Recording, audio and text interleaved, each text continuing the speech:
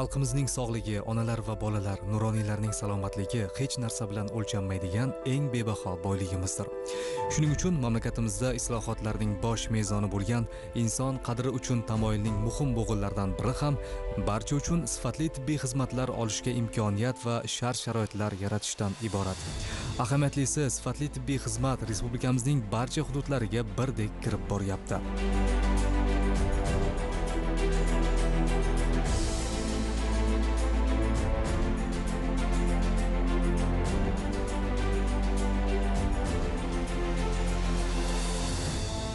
2024-yil 9-fevralda Qashqadaryo viloyatida aholiga tibbiy yordam ko'rsatish tizimini takomillashtirish, kasalliklarni barvaqt aniqlash va oldini olish, tibbiy xizmatlarni aholiga yaqinlashtirish va ularning sifatini oshirish, tibbiyot muassasalarining moddiy texnika bazasini mustahkamlash hamda kadrlar salohiyatini oshirish maqsadida Qashqadaryo viloyatida aholi salomatligini muhofaza qilish hamda sog'liqni saqlash tizimini yangi bosqichga ko'tarish chora-tadbirlari to'g'risida prezident qarori qabul qilingan edi.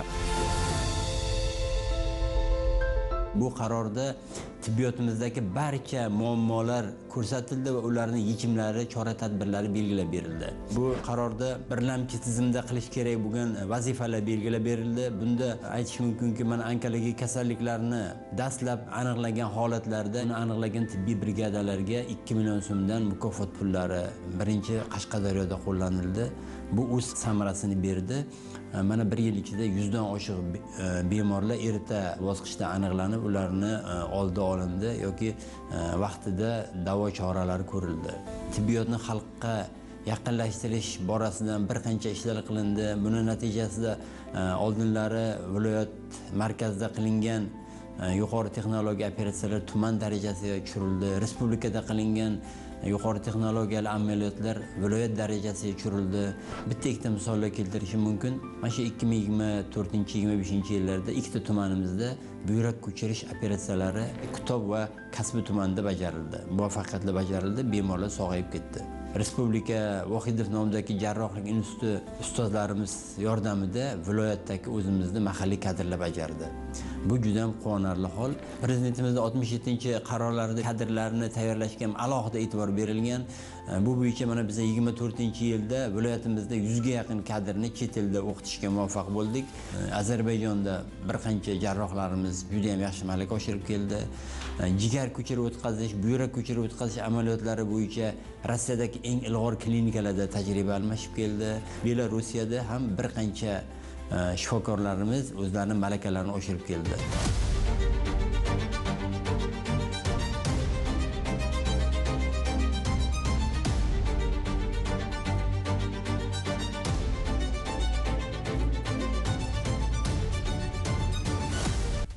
Davlatimiz rahbarining 2017-yil fevral oyida Qashqadaryo viloyatiga qilgan tashrifi chog'ida respublika ixtisoslashtirilgan kardiologiya hamda respublika ixtisoslashtirilgan endokrinologiya ilmiy amaliy tibbiyot markazlarining Qarshida filiallarini ochish bo'yicha ko'rsatma bergan edi. O'tgan qisqa vaqt mobaynida mazkur hududda yonma-yon zamonaviy shifoxonalar qad rostladi.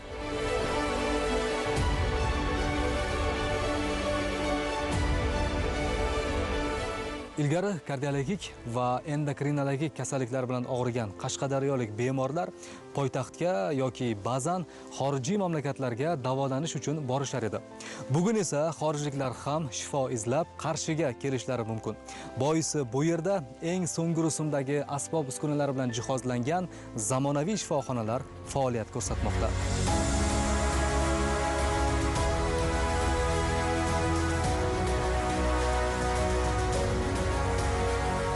Yashin aka, Qashqadaryo viloyatida kardiologik xizmatlar ko'rsatish tizimiga bir to'xtalib bersangiz. Mana shu filial ochilgunga qadar Qashqadaryo viloyatida biror bir kardiologiya yo'nalishi bo'yicha jarrohlik amaliyotlari amalga oshirilmagan.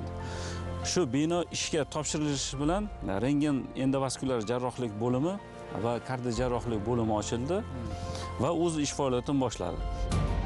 120 o'rinli respublika ixtisoslashtirilgan kardiologiya ilmiy amaliy tibbiyot markazi Qarshi filialiga dunyoda eng yangi chiqqan tashxis va davolash apparatlari olib kelingan. Muassasa faoliyatining dastlabki, ya'ni 2019-yilning o'zida 12 ming nafardan ortiq bemorga tibbiy xizmatlar ko'rsatilgan. murojaatlar soni 3,5 barobarga oshib, ya'ni 2024-yilda 41.251 nafar bemorga ambulator va statsionar ravishda kardiologik tibbiy xizmatlar ko'rsatildi. Aholining murojaatini oshgani bu Qashqadaryo viloyatida kasalliklarni ko'rsatish, ya'ni kasalliklarni soni oshganligidan emas, balki mana shu xalqimizda o'zimizda mahalliy kadrlarga ishonchi ortayotgani yoki yaratilgan mana shu sharoitlardan roziligi hisoblanadi. Bu albatta o'zi mana shu olib borilgan islohotlarni o'zini bir samarasi desak ham adashmagan bo'lamiz. 2019-yildan 2025-yilga qadar 141.251 nafar bemorga statsionar va ambulator kardiologik tibbiy xizmatlar ko'rsatildi. Mana shunaqa sharoitlar yaratilmaganda, mana shu raqamga teng bo'lgan aholining deyarli aksariyat qismi yo respublikaning boshqa hududiga yoki chet davlatlarga murojaat qiladi. Demak, tibbiyot xalqqa yaqinlashyapti va xalqni mana shu tibbiyotga nisbatan, davlatga nisbatan ishonchi oshayotganligi yoki mana shu tibbiyot sohasida olib borilayotgan islohotlardan xalqni rozi ekanligidan bu dalolat beradi.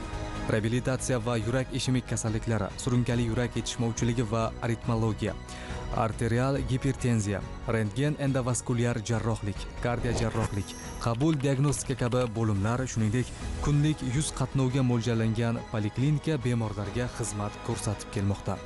Ko'p guvoh bo'lardik, bemorlar murojaat qilishardi. Shifokor bilardi, bemorga shoshilinch ravishda kardiojarrohlik amaliyoti zarur. Lekin moliyaviy mablag' jihatdan sharoit bo'lmaganligi sababli mana shu narsani amalga oshirishning imkoniyati bo'lmagan. Bu narsani ham yechimi topilgan holatda muhtaram prezidentimiz tashabbuslari bilan respublikaning bir qator hududlarida hozirda davlat tibbiy sug'urtasi bosqichma-bosqich tizimi yo'lga qo'yilib kelyapti. Bizning filialimiz bilan ham mana shu davlat tibbiy sug'urtasi o'rtasida shartnoma imzolangan bo'lib, mana shu 2024-yildan mana shu kunga qadar jami 667 nafar bemorga 13 milliard 754 million so'm miqdoriga davlat byudjet mablag'lari hisobidan murakkab turdagi jarrohlik amaliyotlari amalga oshirildi. Puxta o'ylangan mana shu tizim yaratilganligi bosqichma-bosqich o'z mevasini beradi.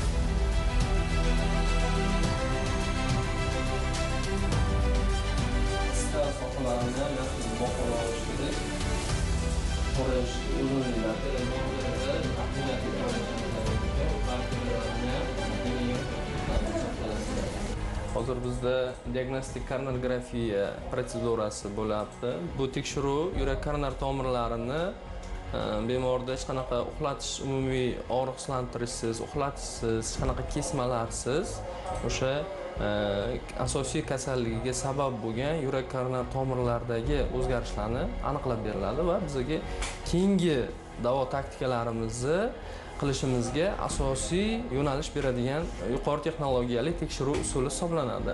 Bu kabi protseduralardan tashqari butun respublikamizda o'tkaziladigan eng oddiy amaliyotlardan murakkablargacha boradigan bo'lsak, deyarli 95% miqdori bizda amalga oshiriladi. Bular jumladan faqatgina yurakda o'zini patologiyalarini oladigan bo'lsak, yurak ishemik kasalliklarida har qanday holatdagi yurak koronar shikastlanishlarida rekanalizatsiya va stentlash amaliyotlari, yurak tug'ma nuqsonlarida okklyuder yordamida bartaraf qilish amaliyotlari, yurakni bradi va taxiaritmiyalarida yuqori texnologiyali amaliyotlar, jumladan radiochastotli ablatsiya amaliyotlari muntazam yo'lga qo'yganmiz va yurak bradi aritmiyalarida kardiostimulyator qo'yish, jumladan o'sha murakkab amaliyot hisoblanadigan CRTD va EKG implantatsiyalar, ya'ni bu amaliyotlar yurak murakkab ritm buzilishlarida hattoki o'lim bilan xavf soluvchi bemor hayotiga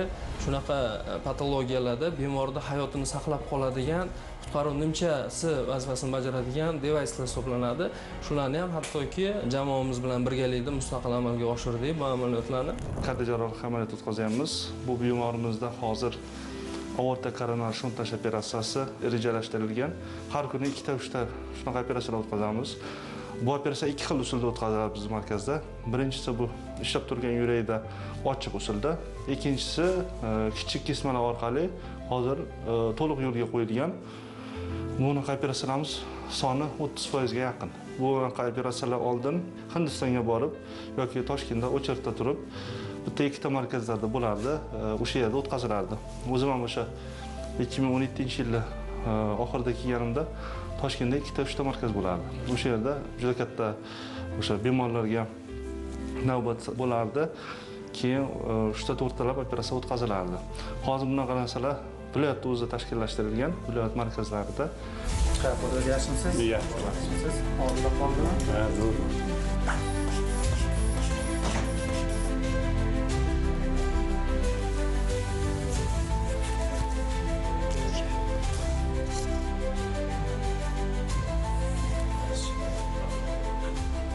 Bezovta bo'lganim, nafasim qisib, jag'imga og'riq berib, infarkt o'tkazib, shu yerga keldim. Davlat fondidan menga yordam berib, sen qo'yildi. Bu narsalar oldin Toshkentga bo'lgan. Toshkent qayda edi, bir qayda. Shu yaxshi. Ming rahmat shuni tashkillashtirganlar ham. Baraka topsin. Hozir ahvolim yaxshi. Prezidentimizning biz bemorlarga qilgan yengilliklari, qulayliklaridan biz juda xursandmiz. Bitob bo'lsak, yuragimizda xastalik bilsak, uzoq joylarga borishimizga endi hojat yo'q. Mana Qashqadaryoda ham mana shunday ajoyib markaz ochilgan. Kelib davolanib, tuzalib ketamiz. Maslahatlar olamiz. Mening yuragimdan ba'zi o'zgarishlar aniqlanishdi, operatsiya qilishga maslahat berishdi. Men bunga rozi bo'ldim. Mana Xudoga ming qatla shukr, yaxshiman, ahvolim yaxshi, hech qanday shikoyatim yo'q. Vaqti bilan davolanib kelaman. Avvallari mana shunaqangi noyob operatsiyalar qilinadi desa biz qo'rqqanmiz. Ishonmaganmiz. Chet ellarga borishga to'g'ri kelgan. Chet elga borish uchun imkoniyatimiz bo'lmagan. Lekin mana bu o'zimizning markazimizda ochilgan kardiologiya markazi, klinikasi biz uchun bir yangilik bo'ldi desam mubolag'a bo'lmaydi.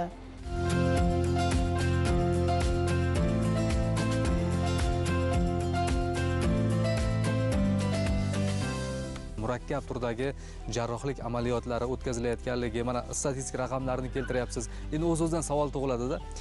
Bu jarayonlarni kimlar o'tkazyapti? Ya'ni kadrlar salohiyati masalasi. Filialimiz Shvetsariyaning Syurix universiteti, Turkiyaning Sog'liq bilimlar universiteti va shu bilan birga Rossiyaning bir qator nufuzli klinikalari va Belorussiya bilan o'zaro memorandum va kelishuvlar imzolangan. Shu kelishuvlar asosida o'sha 2019-yildan hozirgacha xorijni yetuk mutaxassislarni o'zimizda filialimizga tashkil qilib, o'zaro murakkab turdagi jarrohlik amaliyotlar deymizmi yoki diagnostik tekshiruvlar va davolash usullarini mahorat darslari sifatida biz amalga oshiramiz va shundan kadrlarimiz bu narsani o'ziga o'rganib, shu davolash usullarini qo'llaydi. Shu ham o'zini mevasini bera boshladi. Mana oxirgi 2 yillarning ichida jarrohlik amaliyotlarini o'zimizda mahalliy kadrlar tomonidan mustaqil ravishda amalga oshirilyapti.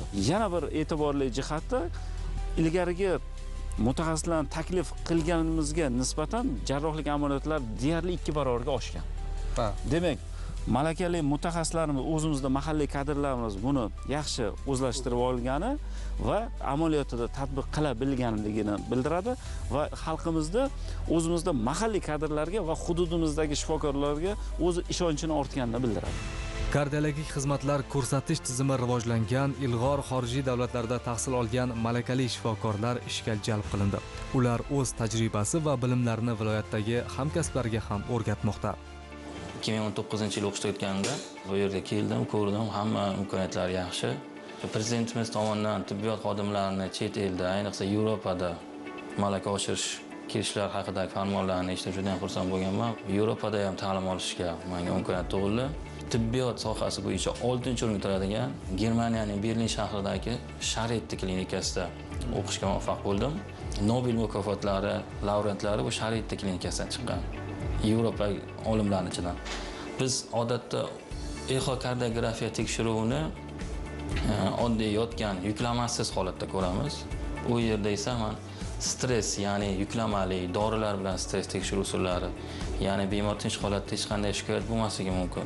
Jismoniy nagruzkalarda esa shikoyatlardan bo'lishi va ularni yurakda to'g'ridan-to'g'ri aks etishini tashxislash usulini o'rgandim. Bundan tashqari qizilungach orqali tekshiruvlar, qizilungach orqali stress exokardiografiya 3 o'lchamli, 4 o'lchamli yurak ekokardiografiya tekshiruvlarini o'tkazdim va hozirgi kunda santimetr emas, millimetrlarda o'lchab, shunchalik aniq. aniqlik bilan o'lchab, ham ochiq, ham yopiq yurak bilan bog'liq jarrohlik amaliyotlarini muvaffaqiyatli amalga oshirib kelmoqdamiz. Aholiga ko'rsatilayotgan kardiologik va kardiojarrohlik xizmatlari sifatini doimiy yaxshilab borish, yurak qon tomir kasalliklarining oldini olish, barvaqt aniqlash va samarali davolash ishlarini kengaytirish markaz mutaxassislarining ustuvor vazifasi etib belgilangan. Shu bois tizimli ravishda chuqurlashtirilgan profilaktik tekshiruvlar va 40 yoshdan katta bo'lgan aholi o'rtasida skrining tekshiruvlari amalga oshirib kelinmoqda. 2024-yilning o'zida ham bizning Qashqadaryo viloyatida 843.139 nafar aholi skrining tekshiruvlaridan o'tkazildi. Buning natijasida albatta sog'lomlashtirish ishlari amalga oshirildi va hozirgacha oshirilyapti.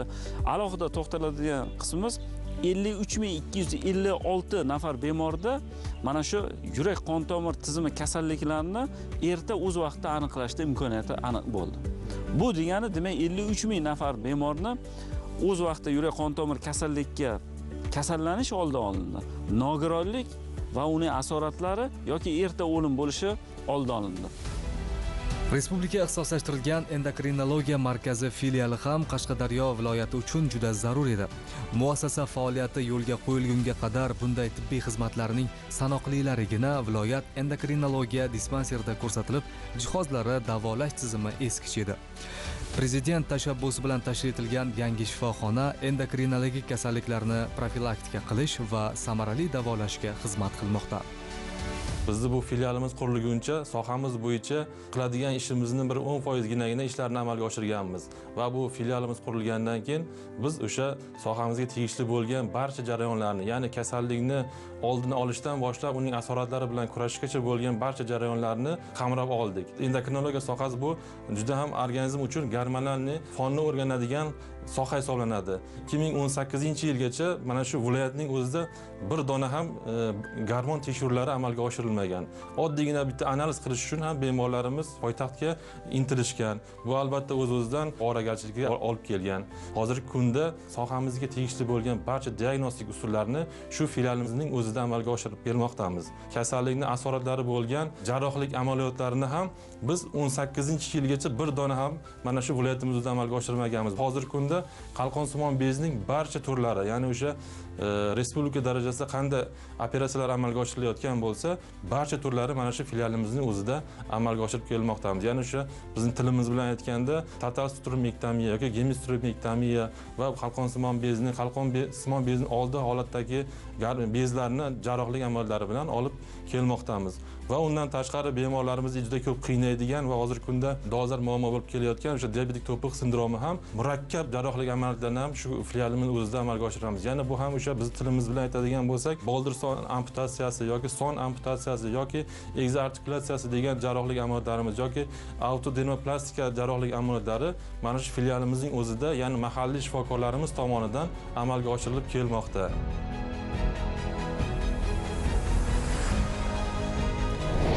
150 o'ringa mo'ljallangan zamonaviy shifoxona endokrinologik kasalliklarni profilaktika qilish va samarali davolashga xizmat qiladi. Bu yerda yiliga 700-800 jarrohlik amaliyotlarini o'tkazish imkoniyati mavjud.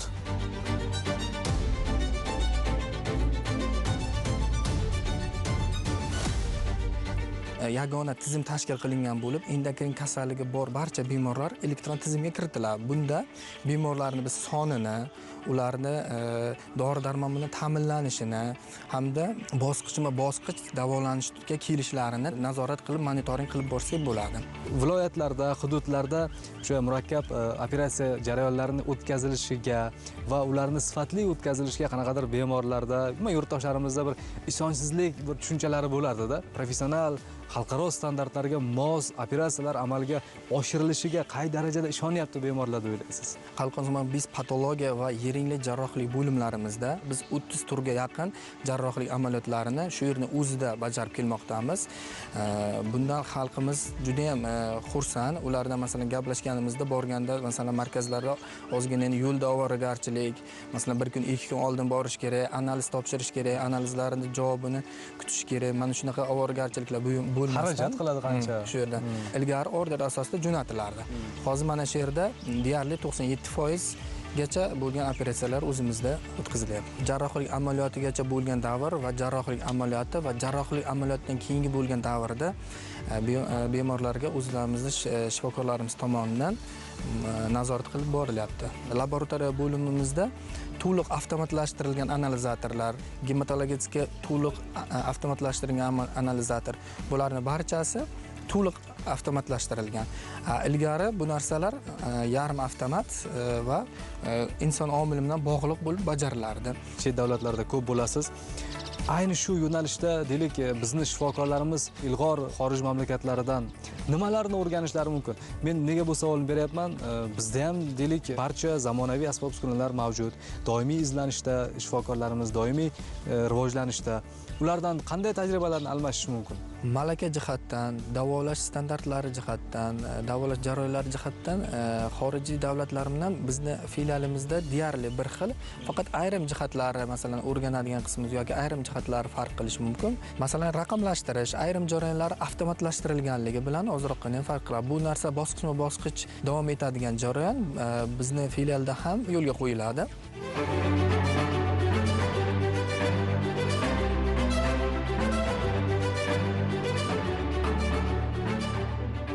Qalqonsimon bizda jarrohlik amaliyotlari yuqori texnologiya operatsiya hisobiga kirgan hisobida hamma joyda qilinmaydi. Asosan o'sha uchun malakali mutaxassislar va malakali klinika talab qilinadi. Qalqonsimon bez kasalligidan juda ko'p bemorlarimiz asosan qo'rqishadi, ovozda pasayib qolish yoki ovoz yo'qolib qolish ehtimoli bor hisobiga. Shu vaqtgacha biz bir 1000 dan ortiq bemorlarga operatsiya qildik. Birorta kasalimiz ovozda muammo bo'lgan yo'q. Intilish, tajriba, malaka oshirishimiz, bemorlarimizga operatsiyadan keyingi qarorlar yaxshi bo'lgani uchun shu holatga erishdik.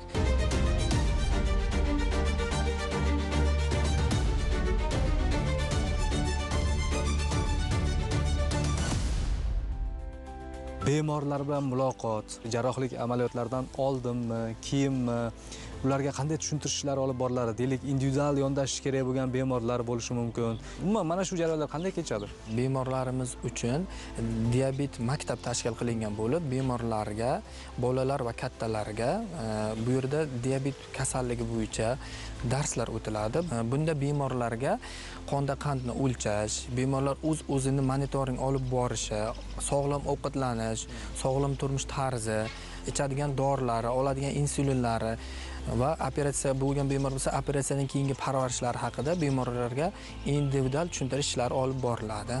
Bu kundalik, har kun davom etadigan jarayon hisoblanadi. Dunyo standartiga ham ko'ra hamma davlatlarda yo'lga qo'yilgan o'rgatish uslubi hisoblanadi.